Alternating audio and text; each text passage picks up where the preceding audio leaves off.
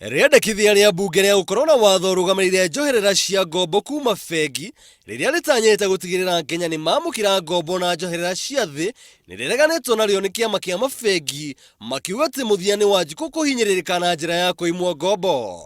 The amendment that KBA does not support is the introduction of a capping on lending rates and the determination on the minimum interest payable to depositors. Kũringana na kĩama gĩkĩ watho ũyũ ũngĩhetũkio bengi nĩ kũgathĩka mawatho ma kũheana ngombo, ũndũ ũrĩa ũgũtũma ngombo ciheanwo o kũrĩ kambuni nene na andũ kĩũmbe arĩa marĩ ũhoti mũnene wa kĩmbeca.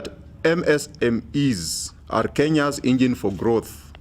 The bill as proposed may curtail enterprise development, resulting in poor performance and unemployment. Kĩama kĩu kĩandĩkithĩtie mawatho mangĩ marĩa kũringana nao nĩmo magũtereba ũruti wĩra wa mabengi na njĩra ĩrĩa yagĩrĩire. Mendekithia maya nĩ makinyĩtio mbunge no matirĩ marahĩtũkio nĩ ambunge. Provide some capacity building for these SMEs so that we can be able to facilitate them to be able to prepare, even if it's necessary, preparing some basic financial information that can then be provided to the commercial bank to be able to access the credit facility.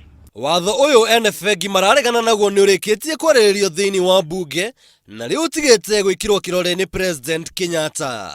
Handũ-inĩ ha Inooro TV, njĩtagwo Njũgũna wa Ng'ang'a.